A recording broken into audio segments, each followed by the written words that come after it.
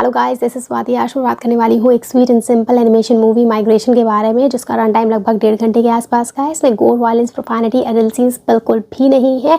So this movie suitable for all ages. It's a complete family entertainer.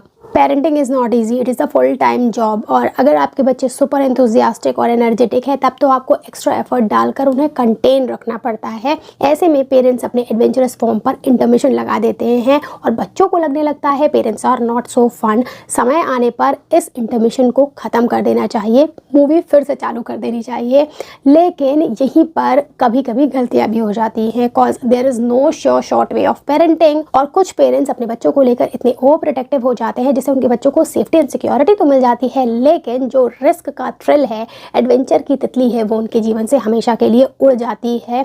और ये combination तब और भी डेडली हो जाता है जब ओवर प्रोटेक्टिव पेरेंट्स हो और रेबल टीन्स हो। अब यही कहानी आपको मलाड डक्स की फैमिली के थ्रू देखने को मिलती है। और ये फैमिली जब एक जर्नी पर निकलती है तब उनके रास्ते में बहुत सारे अप्स एंड डाउन्स आते हैं और उनकी फेयरफुल सिचुएशन से जो स्पॉन्टेनियस कॉमेडी जनरेट होती है वो आपको पूरी मूवी में हंसाती रहती है, एंटरटेन करती रहती है। बहुत ज़्यादा ट्विस्ट एंड टर्न्स नहीं रखे गए हैं, कहानी सीधी सीधी चलती है, ऐसी नहीं है जो आपने पहले कभी देखी नहीं है। And because of that I would rate this movie 7 out of 10।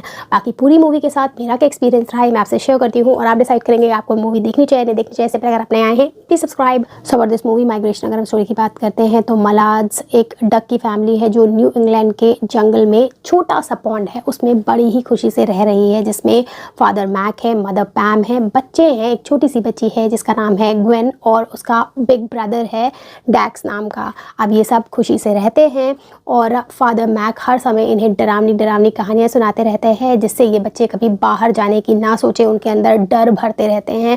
अचानक एक दिन डैक्स की मुलाकात किम से होती है जो माइग्रेट कर रही होती है अपनी फैमिली के साथ। वो जमाइकन आइलैंड पर जाने के लिए यहाँ पर बीच में रुके होते हैं, थोड़ा रिलैक्स कर रहे होते हैं। अब डैक्स फैसिनेट हो जाता है, वो कहने लगता है कि उसे भी माइग्रेट करना है, जमाइका देखना है, जिसके साथ पैम रेडी हो जाती है। ग्वेन तो छोटी बच्ची है, मैक किसी भी तरीके से तैयार नहीं होता है।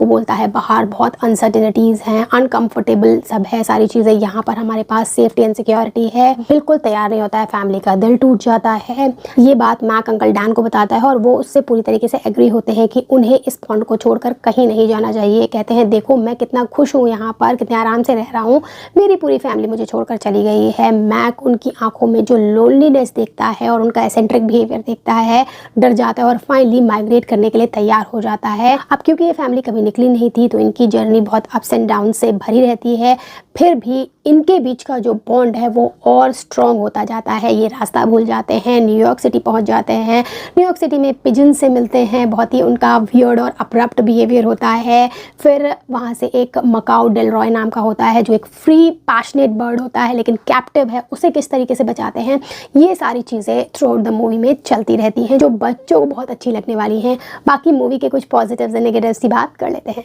जो इस मूवी का सबसे बड़ा और पहला पॉजिटिव है वो है इसकी कहानी जो बहुत ही हार्टफेल्ट है और पैराडॉक्सियल नेचर ऑफ पेरेंटिंग दिखाती है।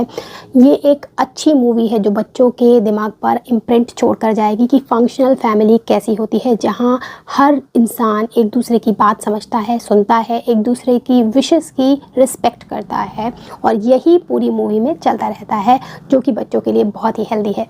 सेकेंड पॉजिटिव, वॉइस एक्टिंग के लिए जितने भी एक्टर्स सेलेक्ट किए गए हैं उनकी आवाज़ उन कैरेक्टर्स पर बहुत सूट हो रही है। फॉर एग्जांपल मैक जो फादर है उसकी वॉइस दे रहे हैं कुमाल नैनजियानी।